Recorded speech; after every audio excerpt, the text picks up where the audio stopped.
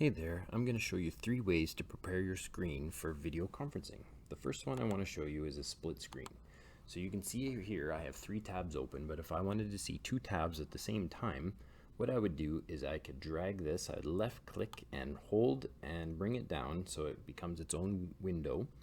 And then what I could do is I could also, again, left click and drag and bring it over, and when you see that ghost window, I let go, and then I can choose my Google Classroom for the other one, and it'll be 2 tabs that I can see simultaneously.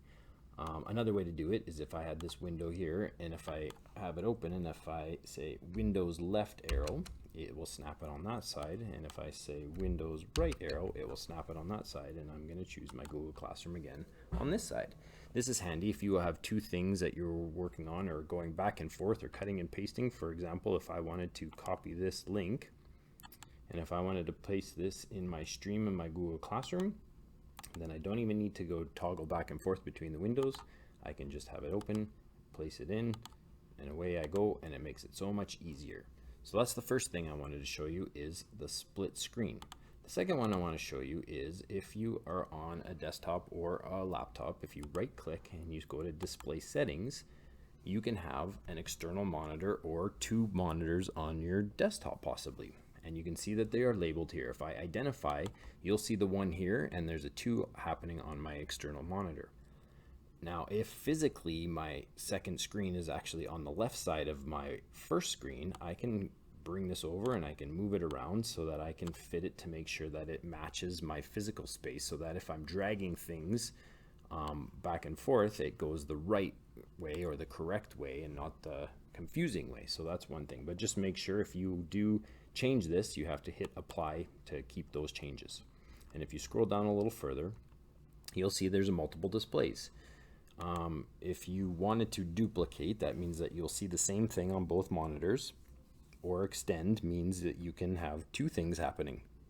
Now this one's a good one to do if you're video conferencing, because then you can share your one screen, your one display, and then the other display could have other material that you want to eventually bring in, or you want to use to help you with notes, or if you have the chat open or something like that, so that it would work for that. Now show only one and show only 2 just means that it shuts down one or the other. But I do suggest doing extended displays when you're doing video conferencing, because then it is very easy to have share your screen on one and then see what you're doing on another, and your participants, the people that are watching, cannot see what's happening on the other screen. So that is extending your display.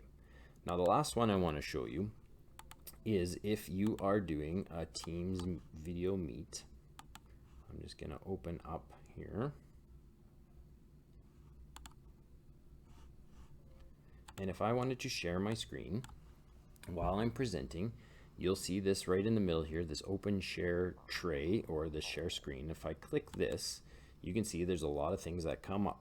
Now what I'm going to do is I have 2 monitors here, so I can choose which monitor that I actually want to share my screen or my participants to see, and then the other one I won't share, or you can do individual tabs. So that's, you can choose from there. And then another important point is if you wanted to play a YouTube video or some sort of a video and share it with your participants, you need to share your system audio if you're going to play it for them.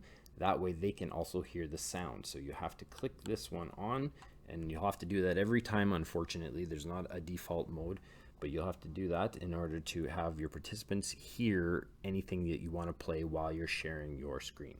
So I hope that helps. Those are 3 different ways or 3 different tricks that you can use in preparing your screen for video conferencing.